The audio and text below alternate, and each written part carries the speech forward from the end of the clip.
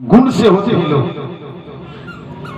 पूतना में ऐसी कोई गुण नहीं थी जिसके कारण वो सुंदर दिखती। सुखदेव जी महाराज कहने लगे पूतना सुंदर बनी और जो बनती है ना वो बिगड़ जाती है। जो बनेगा वो बिगड़ जाएगा,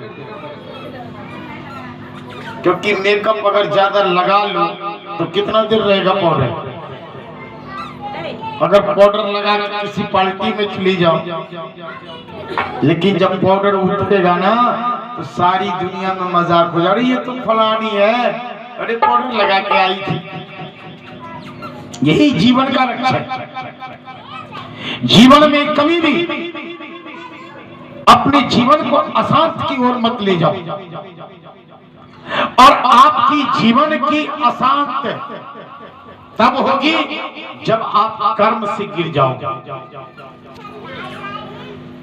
कर्म से जब गिर जाएंगे, जब आपकी जीवन में अशांति ही अशांति है। अगर कर्म अच्छा है तो आपके जीवन में कभी अशांति नहीं आएगी। सुखदेव जी महाराज ने वर्णन किया कि पूतना सुंदर बन करके, और इधर सारी महिला के बीच में यशोदा भगवान को दूध पिलाकर पालने पर सुला दी। पूतना जब आई तो सारी महिला घबरा गई, इतनी खूबसूरत बनकर आई।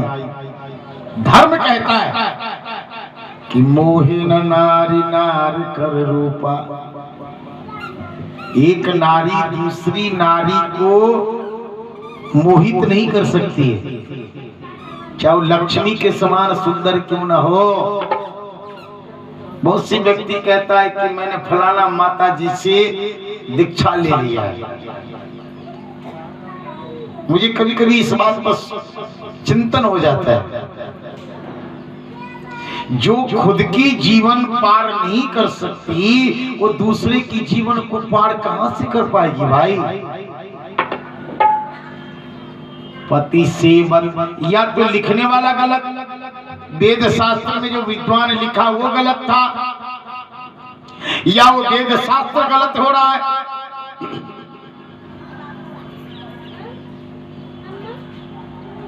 कि नारी से नारी की गति कहां से हो पाएगी भैया। मोहिन नारी नार कर रूपा, पन्नगार यह रीति अनुपा। धर्म कहता है कि व्यासपीठ पर किसी लेडीज का बैठना सख्त मना है, लेकिन आज कलयुग बढ़ती चली जा रही है, आसमान में छू रही है। कुंवारी कुंवारी कन्या हो, माता जी देवी बनकर व्यासपीठ पर बैठती है, उसे ये पता नहीं है कि ये व्यासपीठ है, तेरा सतीत्व नष्ट हो रहा है। अगर तू साध्वी है, सती है, तो इस पीठ के लायक नहीं हो तुम। लेकिन फिर भी अंधा दुनिया, अंधी संस्कार बसते जा रहा, जबकि वर्जित।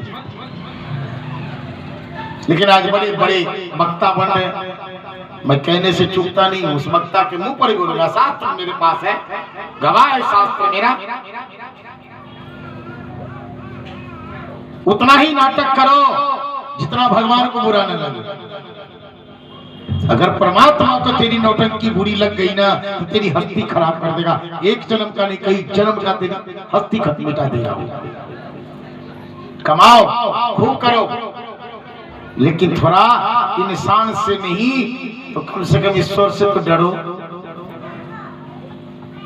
ये तेरी शायरी यहीं तक चलेगी, वहां पर तुम्हारी एक भी नहीं चलेगी। वहां तो तेरी जीना हराम कर देगा।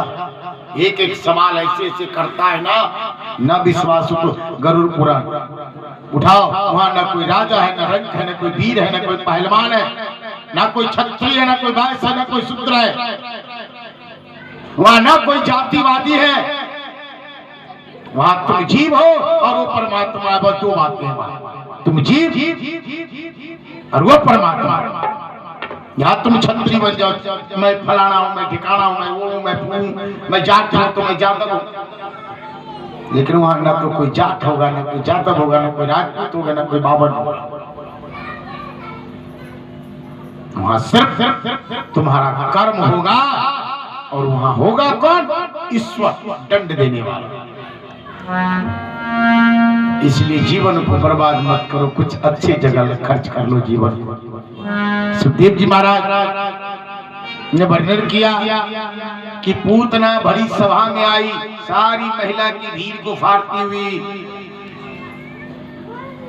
और पूतना जाकर भगवान को उठाने की कोशिश की। भगवान ने आंखें खोलकर देखा, करीब पूतना तू आई। पूतना ने फिर भी, भगवान जब आंखें बंद कर लिया, पूतना उठाई और उसको अपनी छाती से दूध पिलाने की कोशिश करी, जबकि पूतना के दूध में कालकूट विष था कि मैं इसको जहर पिलाकर मार दूंगी। पूतना तो थोड़ा सा दूध का इशारा करी ना, भगवान ने उसको चपट का पकड़ा दूध। इतनी जल्दी पकड़ा रहा है जैसे लोहे चुम्बक को पकड़ता है। तो दूध को जो पकड़ा, भगवान दूध नहीं पी रहे ना, उस दूध में जो कालकूट विष है उसको भी नहीं पिए भगवान। बस उस दूध के माध्यम से पूतना का प्राण खींचने लग गए, और जब प्राण खींचने लग गए तो जब तक बर्दाश्त कर सकी ना तब तक तो कर पाई, और जब बर्दाश्त न हो सका ना, एक ही बार चिल्ली मारी। जब चिल्ली मारी ना,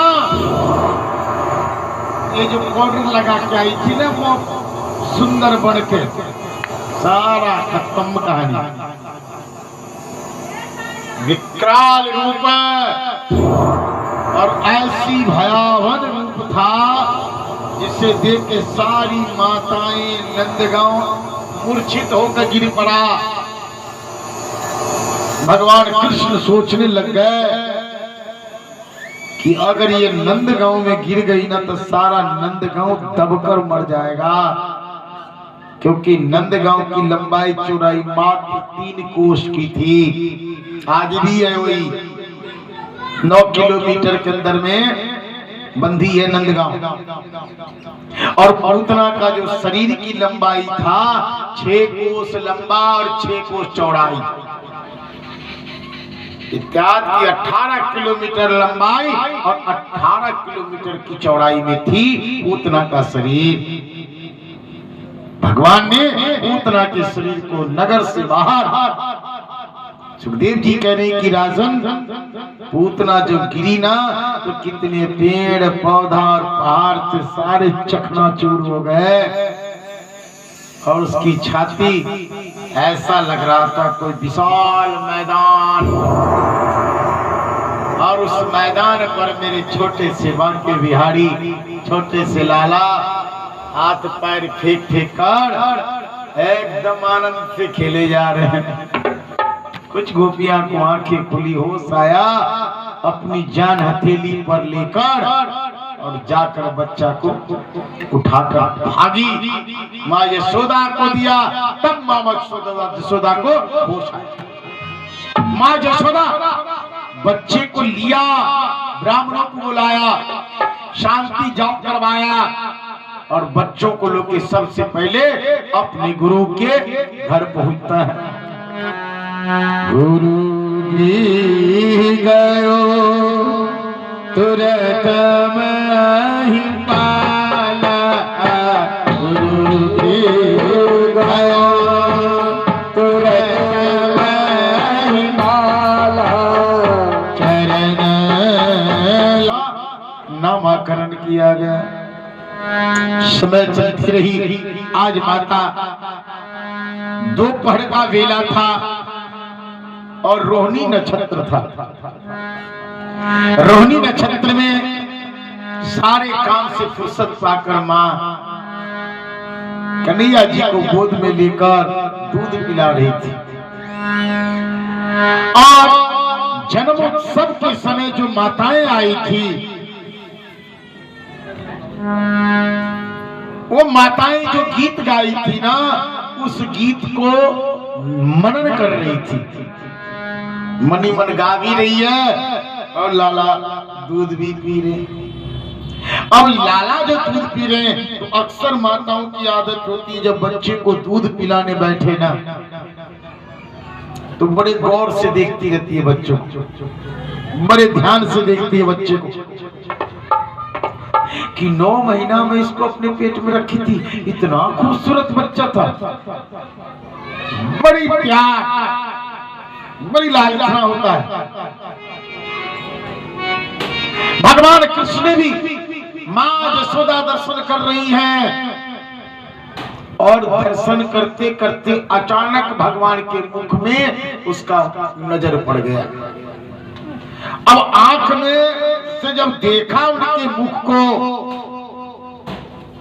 तो उस मुख में देखकर माता यशोदा अपने आप को खो गई, क्योंकि उसके मुख में करोड़ों ब्रह्मा, करोड़ों विष्णु, करोड़ों शंकर, करोड़ों गंगा, करोड़ों पहाड़, इतना ही नहीं करोड़ों कन्हैया और करोड़ों यशोदा।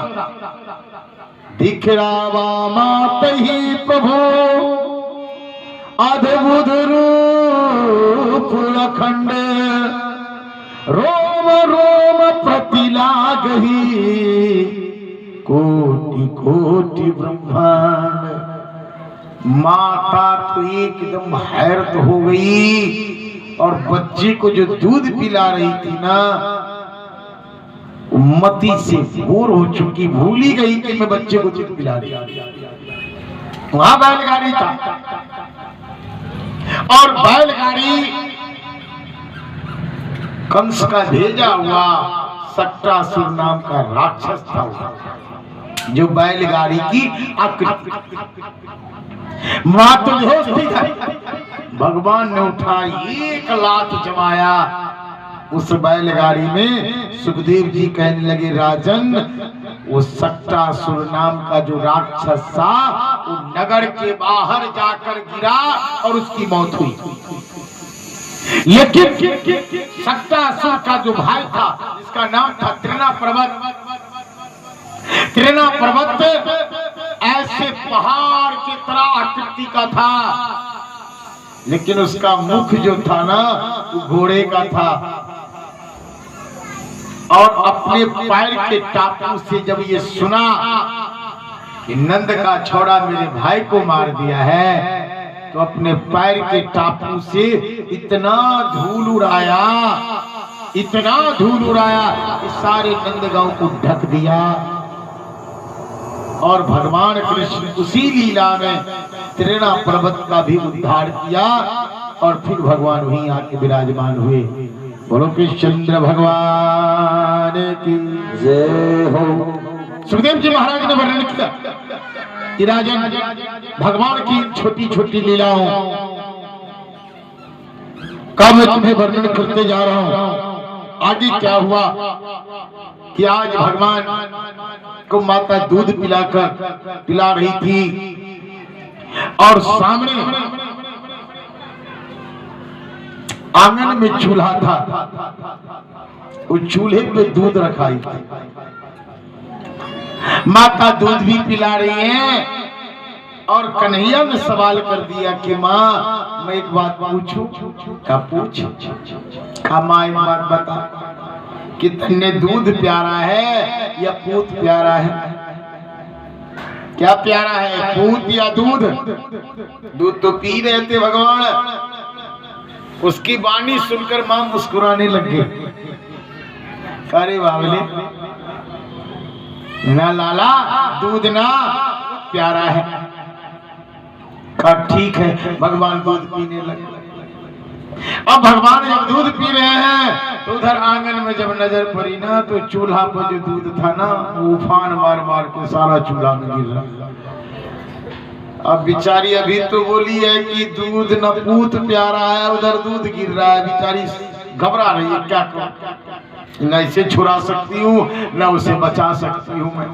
मैं तो बड़ी अच्छी तरह से फिर माँ सोची बालक है, ऐसे कुछ बोलता रहता। वो दूध को छुड़वा के भगवान को नीचे की और भागी दूध बचा। भगवान को मुस्कुराने लगे, अरे रे बाबली, अभी तो तू कह रही थी कि पूत प्यारा है, तो पूत को नीचे उतार कर दूध बचाने गई है, तो बचा ले दूध, तू दूध बचा ले। भगवान वहां पीतल का लोटा था, उस लोटा को उठाकर मारा दही के मटके पर।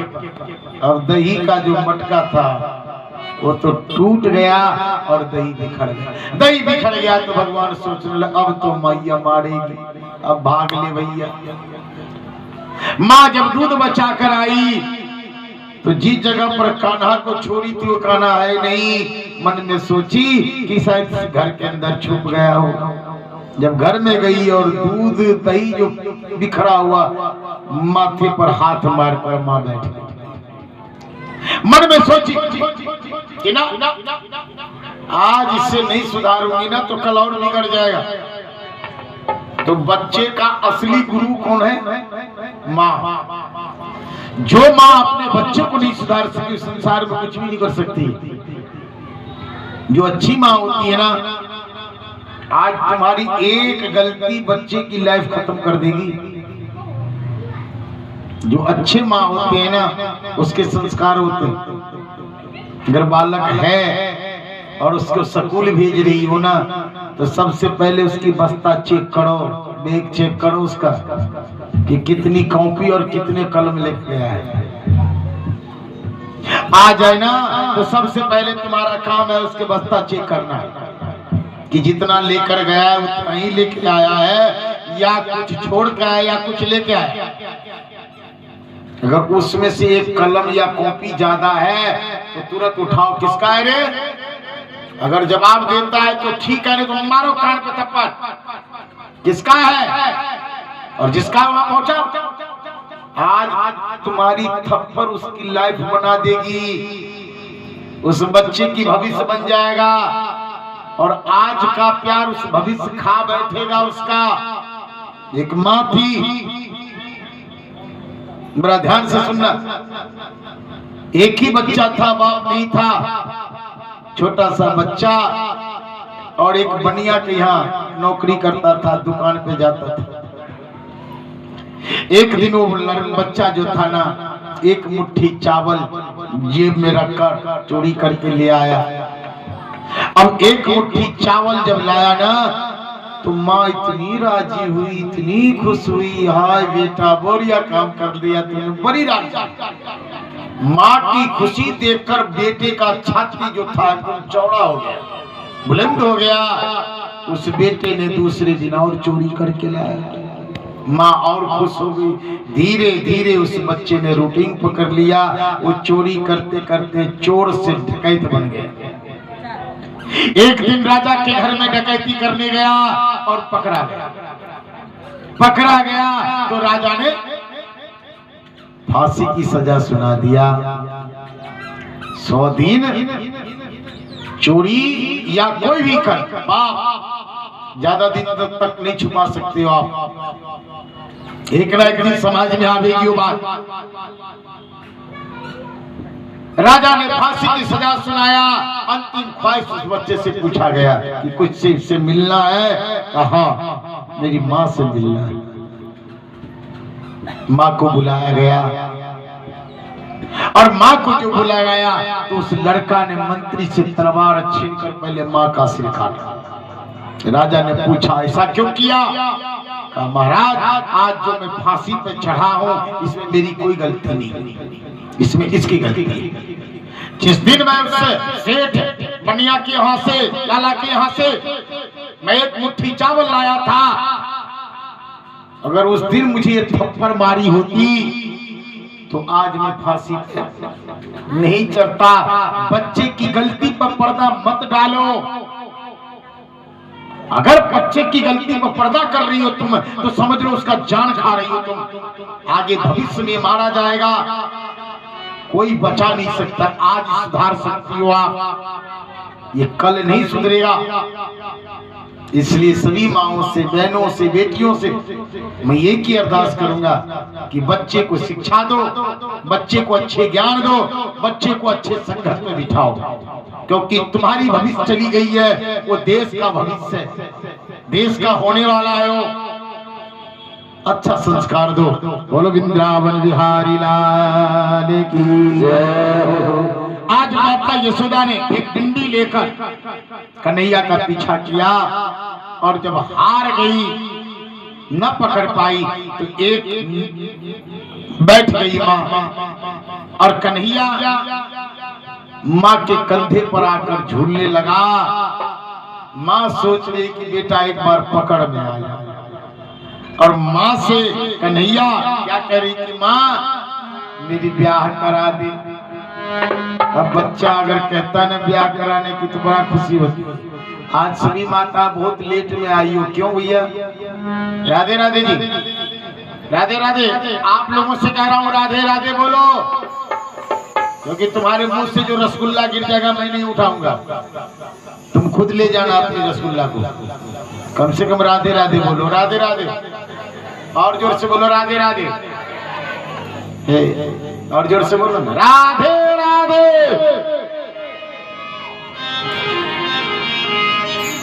अच्छा एक बात बताओ, आप लोग इतना लेट क्यों आए हो आप लोग? आज मैं पूरे 9 बजे आरती करवाऊंगा और पाबंदी लगा देता हूँ, बड़ी पुलिस को बुलाना पड़ जाए मुझे, किसी को यहाँ से जाने भी नहीं दूंगा। तो लेट क्यों किए हो आप लोग? हैं इतना लेट, जबकि आपको बता दिया है कि 2 बजे कथा शुरू हो जाती है, 2:30 बजे आ जाओ, 3 बजे आ जाओ, जो सही समय से कथा विराम हो जाए, लेकिन इतना लेट मत लगाओ। कल बहुत सुंदर झांकी के साथ कन्यादान होगा, रुक्मणी कृष्ण का विवाह का परिकरण होगा। तो जैसे कल आप लोगों ने जन्म उत्सव में खुशी मनाया था ना माताओं, न तो टोफी लाई, न कोई माखन लाई थी, न कोई भगवान के लिए कड़ा लाई थी, खाली मुंह से ही हो जाता है क्या? कुछ भावना भी देखनी पड़ती है। और आप लोगों ने कुछ भी नहीं लाया, हकीकत तो आती है। मैं भी नहीं रखता हूँ, मैं भी आपको ही दान कर जाता, मैं भी मेरे पास नहीं इतना आता तो मैं भी लुटाता, लेकिन लुटाऊं क्या? राधे राधे, मेरे पास तो था ही नहीं तो क्या लुटाता मैं? वो चीज आपके पास आपके भाग्य से चली जाती है आपके घर, लेकिन आप लोगों ने गलती कर दिया, नहीं लुटाया तो हमने भी नहीं लुटाया। जो भाई दोगे नहीं तो पाओगे कहां से? राधे राधे। इसलिए कल कन्यादान है, कल रुक्मणी और कृष्ण का विवाह होगा। तो सबसे प्रथम आप लोगों से भी कहना है कि सबसे पहले स्वर्ण दान, गोदान, भूमि दान, अन्नदान, वस्त्र दान, तत्पश्चात कन्यादान। कल आप लोग भी मदन बाबू, मदन बाबू राधे राधे जी बोलो, बिंदु राधे राधे। कल कन्यादान होगा तो पाजेब हो, कंगन हो, मंगलसूत्र हो, गाड़ी हो, जमीन हो, प्लाट हो, कन्यादान में बोलूंगा देनी पड़ेगी भाई। जैसी शक्ति उस प्रकार से काम करना पड़ेगा। कल बोला जाएगा जिन माता बहनों को नाम ऐड करवाना होगा दान का, कन्यादान का नाम अर्जित होगी, लिखी हुई जाएगी, तो भी नाम बुलवा सकती हैं। जिनको हाँ घर का कचरा उठा के मत लाना, जो घर का गंदा कपड़ा हो, सड़ा हुआ हो, वो पंडित के माथे डालने की जरूरत नहीं है। बढ़िया जो आप समझोगे अच्छा है तो चढ़ाना, नहीं तो अपने घर से खुद आना, खुद तो आ जाना, नहीं अच्छा हो तो लेके आना। कन्यादान जो अपनी अपनी इच्छा है, लेकिन घर के गंदगी मत उठा के ले। बोलो वृंदावन बिहारी लाल की जय। और थोड़ा जल्दी कल आना, क्योंकि झांकी होगी, लंबी झांकी होगी, तो इसलिए मैं सभी माँ बहनों से कहूंगा कि ज्यादा से ज्यादा संख्या में कल पहुंचे। अभी भगवान गोवर्धन की पूजन होगी और बेगर प्रसाद के लिए जो गोवर्धन का शुद्ध प्रसाद होता है वही प्रसाद बनाया गया है यहाँ पे, समझ रहे ना। तो इसलिए मैं श्री माँ बहने से कहूँगा बेगर प्रसाद से यहाँ एक भी कोई कदम उठाना नहीं, भली कथा मत सुनना लेकिन प्रसाद ले जाना। कथा तो फिर कोई कभी सुन लियो, प्रसाद ले फोन कर दियो बेटा ले आइए, पहले कथा सुनो, धर्म यही कहता है। तो आप लोग लेट आई हो, आगे की कथा उखल बंधन। उखल बंधन में भगवान बंध गए और उखल बंधन के बाद भगवान ने यमला अर्जुन का उद्धार किया। यमला अर्जुन का उद्धार करने के बाद भगवान ने यमला अर्जुन का उद्धार करने के बाद गौ चराने का कर्म शुरू किया। भगवान सबसे पहले गोकुल से वृंदावन रवाना हुए और बत्तासुर और बक्कासुर का भगवान ने उद्धार किया।